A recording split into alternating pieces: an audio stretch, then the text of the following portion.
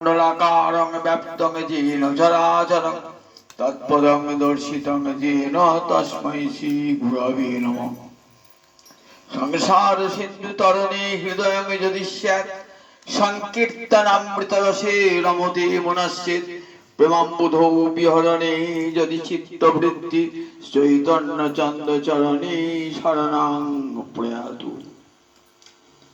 आज एक पुण्यतिथि हरिवासर तिथि। এই একাদশী ব্রতটি নাম হলো পাপ মোচনী একাদশী। আপনারা সবাই জানেন যে একাদশী একটি বৈদিক ব্রত। ভারতবর্ষের সমস্ত শাস্ত্র উচ্চ কণ্ঠে উদাত্ত কণ্ঠে ঘোষণা করেছেন 8 বৎসর বয়স হতে 80 বৎসর বয়স পর্যন্ত প্রতিটি বর্ণের মানুষের, প্রতিটি আশ্রমের নর নারীর প্রত্যেকে একাদশী ব্রত পালন করা কর্তব্য। একাদশী এমনই একটি ব্রত যে একাদশী ব্রত করলে সমস্ত পাপের বিনাশ হয়ে যায়। একাদশী সমস্ত কাম্য ফল দান করতে পারে। বিষ্ণু ভক্তির উদ্দীপন ঘটায় একাদশী ব্রত।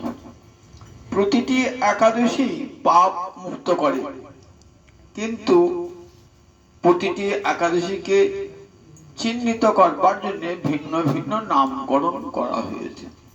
এই চৈত্র মাসের কৃষ্ণপক্ষের যে একাদশী, এই একাদশীর নাম হলো পাপ মোচনী একাদশী। নামটি শুনেই বুঝতে পারছেন, একাদশ ইন্দ্রিয় দিয়ে যত পাপ করে থাকি এই ব্রতটা পালন করলে সমস্ত পাপ থেকে মুক্ত হওয়া যায়।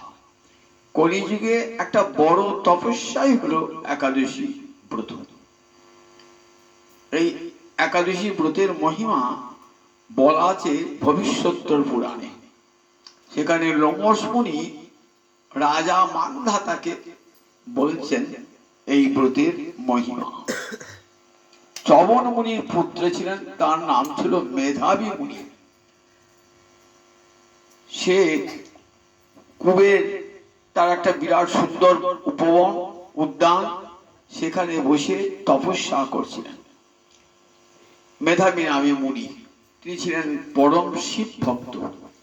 কিন্তু কামদেব মদনের একটা বড় ক্রোধ ছিল শিবের প্রতি, কারণ শিবের ত্রিনয়নের অগ্নিতে কামদেব মদন ভস্মীভূত হয়েছিল। তাই যেখানেই শিব ভক্ত পেতেন সেই প্রতিহিংসার চরিতার্থ করবার জন্য তিনি শিব ভক্তদের উপর আক্রমণ করতেন। মেধাবী মুনি শিব ভক্ত তপস্যায় বসেছেন, তখন তার মনের ভিতরে ঢুকলেন এই কামদেব মদন। কি করলেন, কিভাবে তাকে তপস্যা থেকে ভ্রষ্ট করা যায়।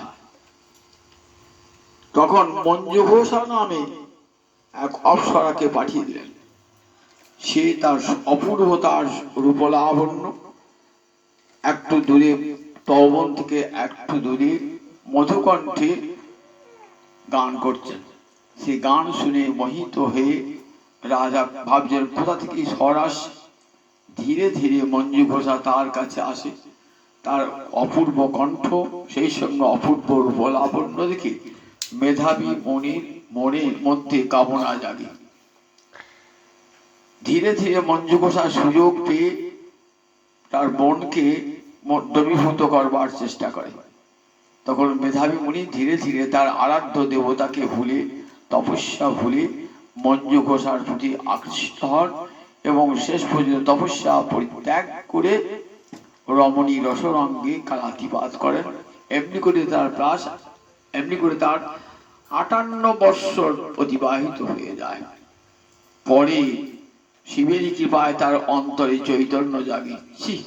আমি কি করেছি, আমার এমন তপস্যা লব্ধ সম্পদ, সামান্য একটা রমণীর প্রতি আকৃষ্ট হয়ে এই সম্পদ আমি ত্যাগ করলাম। তখন তিনি মঞ্জু ঘোষাকে অভিশাপ দিচ্ছেন, দেখো তুমি আমার অমূল্য সম্পদ যে তপস্যা, সেই তপস্যা তুমি নষ্ট করেছো পিশাচিনীর মতো হয়ে। আমি তোমাকে অভিশাপ দিলাম, তুমি পিশাচিনী হও। বলে এত বড় অভিশাপ আমাকে দিলেন ঋষিবর, আমাকে সেখান থেকে মুক্তির ব্যবস্থা করে দিন।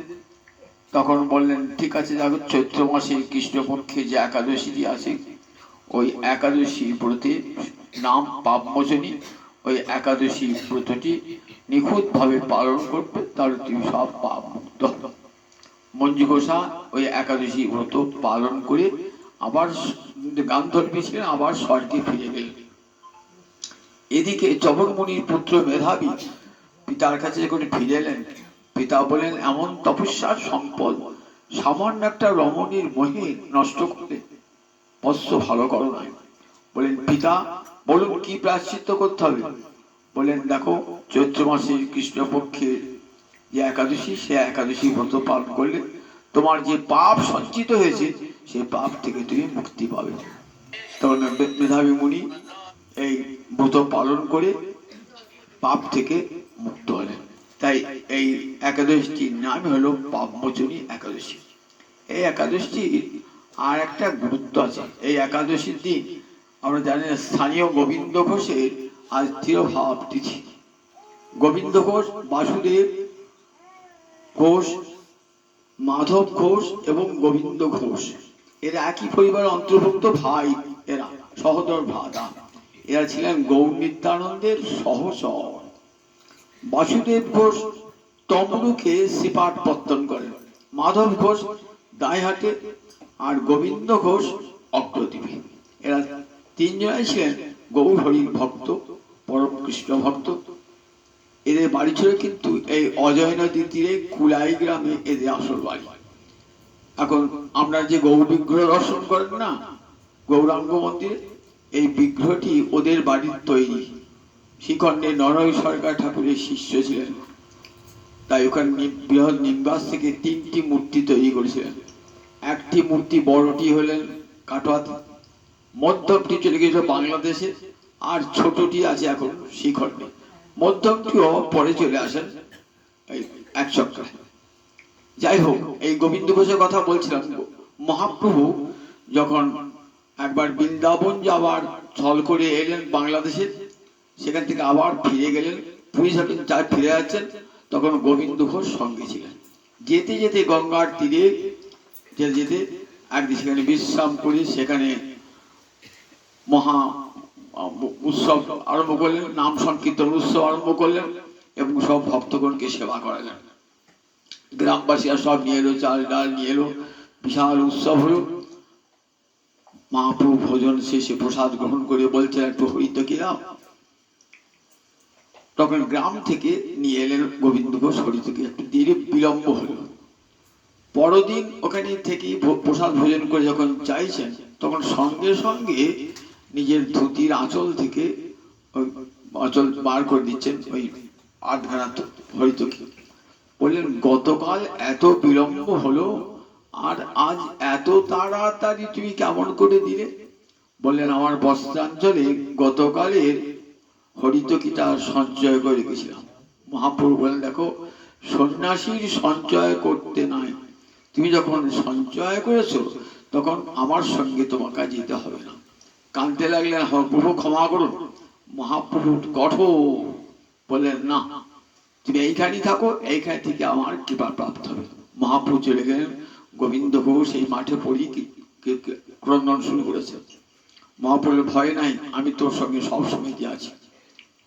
কয়েকদিন পর গঙ্গায় স্নান করতে গেছে, দেখছি একটা কাঠের মতন শিলা বিশ্বাস বারবার সরিয়ে দিচ্ছেন, গায়ে এসে লাগছে। নিয়ে এলেন, রাত্রে আবার স্বপ্নে হচ্ছে ওই কাঠের মূর্তি না, ওটা কৃষ্ণ শিলা, ওটি দিয়ে তুমি গোপীনাথ মূর্তি তৈরি করো, ওই মূর্তিতেই হবে, ওই মূর্তিতে সেবা করলে আমার সেবা করা হবে। তখন যথাকালে এক ভাস্কর যাবে, সে নির্মাণ করবে। যথাকালে একটি ভাস্কর হইলেন এবং একটি সুন্দর গোপীনাথ মূর্তি নির্মাণ করলেন। মহাপ্রভু আদেশ করলেন তুমি তার পরিগ্রহ করো, সংসার করো। মহাপ্রভু আদেশে গোপীনাথ বিবাহ করলেন, একটি সন্তানও হল। কিন্তু কি আশ্চর্য খেলা দেখুন, কিছুদিন বাদে গোবিন্দ ঘোষের পত্নী মারা গেল। একটি সন্তান কি করে মানুষ করবেন, বহু কষ্টে মানুষ করেন, আবার গোপীনাথের সেবা করেন। আস্তে আস্তে ছেলেটিও গোবিন্দকে নিলেন, ছেলেটিরও মৃত্যু ঘটে গেল। তখন হাও হাও করে কাঁদছে গোবিন্দ, কেন আমাকে সংসার দিলে, আবার সেই সংসার তুমি নাশ করে দিলে প্রভু। সারাটা দিন পড়ে আছেন মন্দির ধর্ণা দিয়ে। অনেক সন্ধ্যা হয়ে গিয়েছে। গোপীনাথ বলছেন, বাপের যদি দুটো ছেলে থাকে, তাহলে একটা ছেলে যদি মরে যায়, তাহলে আর একটা ছেলে কি খেতে পাবে না? তখন বলছি, ঠাকুর দেখো, ওই আমার সন্তান, আমার ঔরসজাত সন্তান, ও আমার দেখো আমাকে পিণ্ড জল দান করবে, আমার শ্রাদ্ধ করবে, তাকে তুই মেরে দিলে। আমি যদি তোকে পিণ্ড জল দান করি, আমি যদি তোর কাঁচা পড়ি, তোর শ্রাদ্ধ করি, বলে তুমি করবে তো? বলে হ্যাঁ, আমি তোর কথা দিলাম, আমি তোর শ্রাদ্ধ করবো, কাঁচা পড়ি এবং পিণ্ড দান করব। তখন আবার গোবিন্দ ঘোষ সেবা দিলেন এবং কিছুদিন বাদ গোবিন্দ ঘোষের যখন এই পঞ্চত্ব প্রাপ্তি ঘটল, লোকান্তর প্রাপ্তি ঘটল, তখন সবাই গ্রামের লোক দেখেছেন যে গোপীনাথ নিজে কাঁচা পড়ে, ঠিক যেমন করে ছেলে পিতৃ শ্রাদ্ধ করে, তেমনি করে গোপীনাথ পিতৃ শ্রাদ্ধ করেছিলেন। আজকের দিকটি এই তার তিরোভাব তিথি, নিজ হাতে পিণ্ডদান করেছেন, কাঁচা পড়ে সবাই দেখেছিলেন।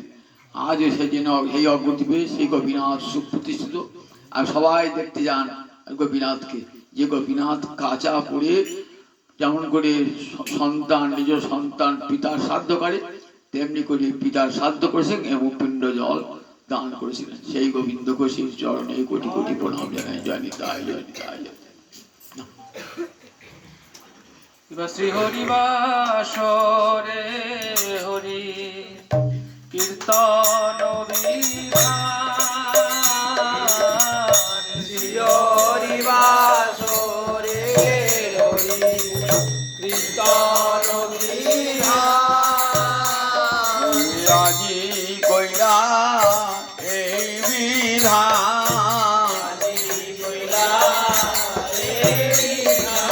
আজি কইলা এই বিধান, গৌরাঙ্গনি জানি আমার, আজি কইলা এই বিধান,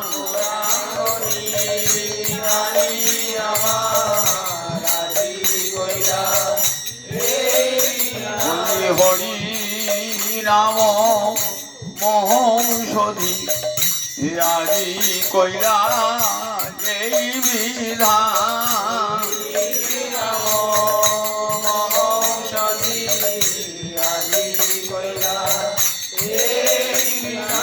বলি হত দিনে লাগি গৌরাঙ্গনি জানি আমার, বলি হত দিনে লাগি গৌরাঙ্গনি জানি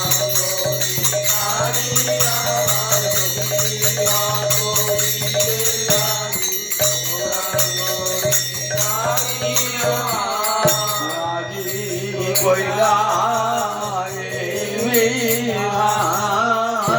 শ্রী হরিবাসরে হরি কীর্তন বিধান, শ্রী হরিবাসরে হরি কীর্তন বিধান, নিত্য রঙ্গিলা প্রভু জগতের প্রাণ, গাইয়ে নিত্য রঙ্গিলা প্রভু জগতের প্রাণ, প্রাণ যে নাচে রে, জগতের প্রাণ গোড়া, প্রাণ যে নাচে রে, হরি শিবাস রঙ্গন মাঝে প্রাণ যে নাচে রে,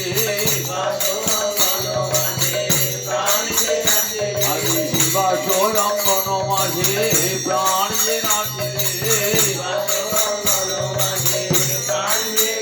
যত খণ্ড পাতা যাবার লাগি জগতে প্রাণে গোড়া, খণ্ড প্রাণে যে নাচে রে, নিত্য রঙ্গিলা প্রভু জগতের প্রাণ, গাইলে নিত্য রঙ্গিলা প্রভু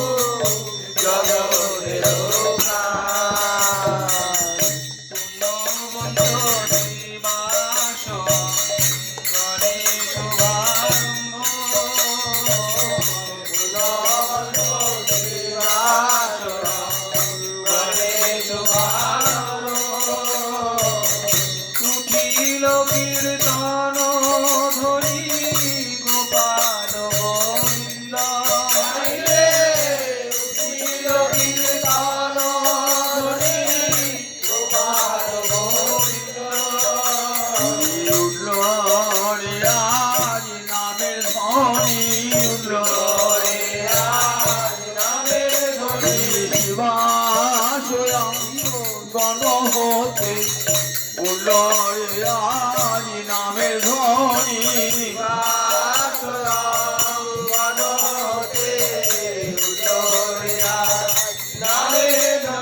গোপাল গোবিন্দ বলি উল্লয় আজ নামের ধ্বনি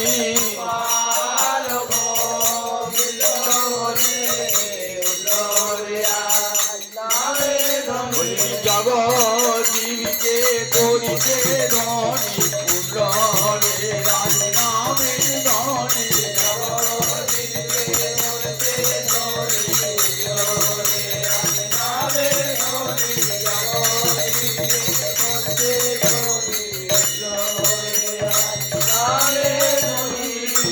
উঠিল কীর্তন ধ্বনি গোপাল গোবিন্দ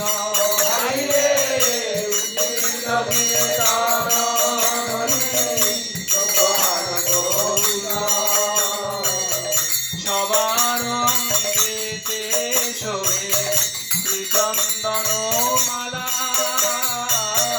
সবার অঙ্গেতে শোভে শ্রীচন্দন সবাই গায়েন কৃষ্ণ প্রেমে হরে ভোলা ভাইরে সবাই গায়েন কৃষ্ণ প্রেমে হরে ভোলা মৃদঙ্গ মন্দিরা বাজে শঙ্খ করো তাল মৃদঙ্গ মন্দিরা বাজে শঙ্খ করো সংকীর্তন সঙ্গে সব হইল মিশাল ভাইরে সংকীর্তন সঙ্গে সব হইল মিশাল ব্রহ্মাণ্ডে উঠিল ধ্বনি তুলিয়া আকাশ ব্রহ্মাণ্ডে উঠিল ধ্বনি তুলিয়া চৌদিকে মঙ্গল সব যায় নাশ ভাইরে চৌদিকে মঙ্গল সব যায় চারিদিকে মঙ্গল শ্রী হরি সংকীর্তন চারিদিকে মঙ্গল শ্রী হরি সংকীর্তন মাঝে নাচেন জগন্নাথ মিশ্রের নন্দন বাইরে মাঝে নাচেন জগন্নাথ মিশ্রের নন্দন নাচে আমার গৌরী নাচে নাচে আমার গৌর নাচে হরি সংকীর্তন মাঝে নাচে রে আমার গৌরী নাচে হরি সংকীর্তনের মাঝে নাচে আমার গৌর নাচে হরি সংকীর্তনের মাঝে নাচে রে আমার গৌরী নাচে হরি সংকীর্তনের মাঝে নাচে আমার গৌর নাচে প্রেম হিলোরে হেলে দুলে নাচে রে আমার গৌরী নাচে হৃদয়ে হেলে দুলে নাচে আমার গৌর নাচে ভাইনি তাইয়ের গলা ধরে নাচে রে আমার গৌরী নাচে ভাইরি গায়ে গলা ধরে নাচে আমার গৌর নাচে গদাধরকে বামে লয়ে নাচে রে আমার গৌরী নাচে গদাধরকে বামে লয়ে নাচে আমার গৌর নাচে সাঙ্গ বাঙ্গ সঙ্গে লয়ে নাচে রে আমার গৌরী নাচে সাঙ্গ বাঙ্গ সঙ্গে লয়ে নাচে আমার গৌর নাচে নর হরি কণ্ঠ ধরি নাচে রে আমার গৌরী হরি নর হরি কণ্ঠ ধরি নাচে আমার গৌর আমার দুনয়নে বহে বাড়ি নর হরি কণ্ঠ ধরি দুনয়নে বহে নর হরি কণ্ঠ ধরি দুনয়নে বহে নর হরি কণ্ঠ ধরি দুনয়নে বহে নর হরি কণ্ঠ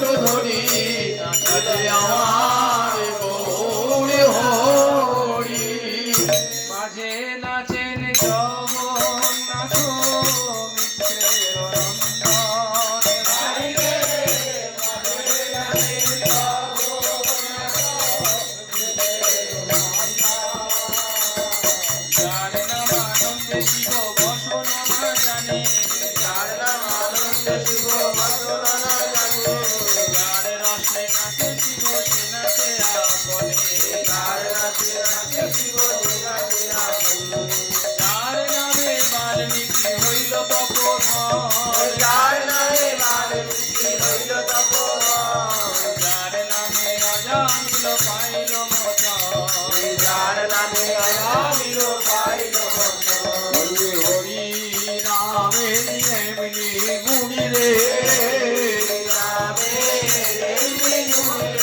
আগুন হতে প্রহ্লাদ রক্ষা পেল, হরি নামে এমনি গুণী রে,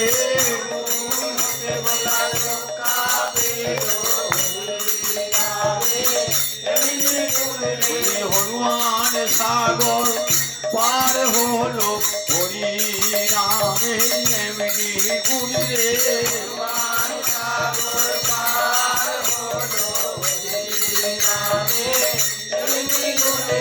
জয় রাম জয় রাম জয় রাম বলে হনুমান সাগর পার হলো,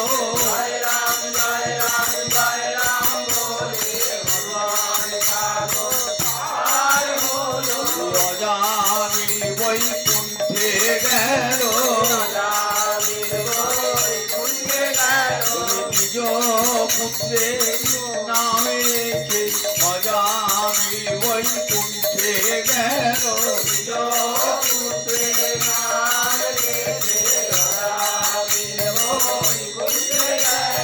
নারায়ণ নারায়ণ নারায়ণ বলে নিজ পুত্রের নামে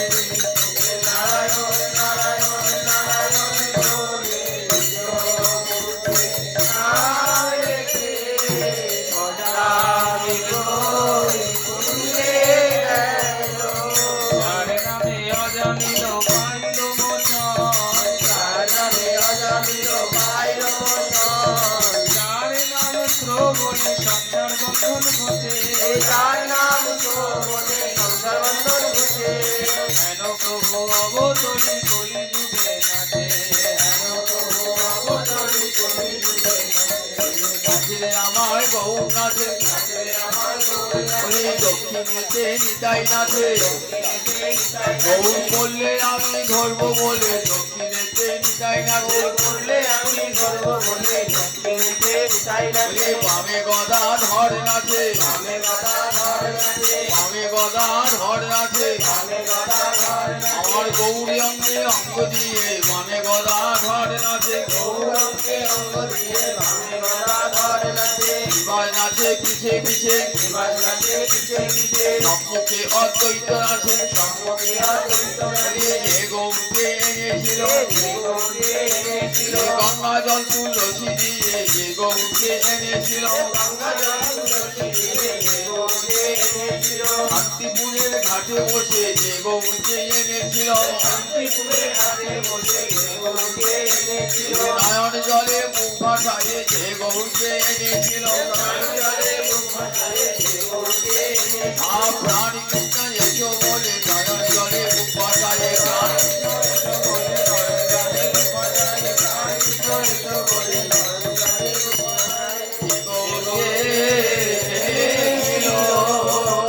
হেন প্রভু অবতরী কলি যুগে নাচে, যার নাম লইয়া শুক নারদ বেড়া, সহস্র বদন প্রভু যার গুণগান, সর্ব মহাপ্রায়শ্চিত্ত যে প্রভুর নাম, সে প্রভু না জয়ে দেখে যত ভাগ্যবান, জানন্দে নাচেন মহাপ্রভু বিশ্বম্ভর, চরণের তালি শুনি অতি মনোহর, বাবা বেশে মালা নাহি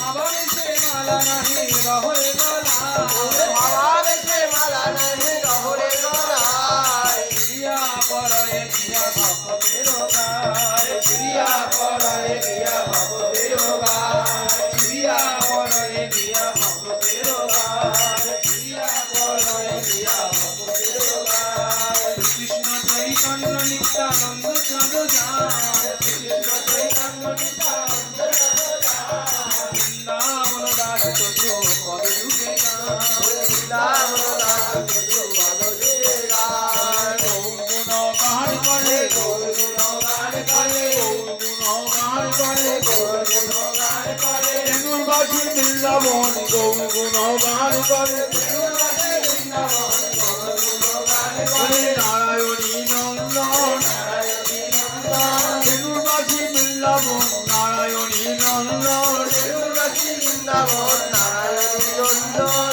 চৈতন্য লীলার ব্যাস নারায়ণী নন্দন চৈতন্য লীলার ব্যাস নারায়ণী নন্দন গৌর গুণ গান করে গৌর গুণ গান করে গৌর গুণ গান করে গৌর গুণ গান করে নিতাই চরণ হিয়ায় ধরে গৌর গুণ জয় করো বিরায় করে গৌর গুণ গান করে জয় করো বিরায় করে গৌর গুণ গান করে নারায়ণী নন্দন কৃষ্ণ চৈতন্য নিত্যানন্দ চাঁদ গান কৃষ্ণ চৈতন্য নিত্যানন্দ গান বৃন্দাবন দাস চু পদ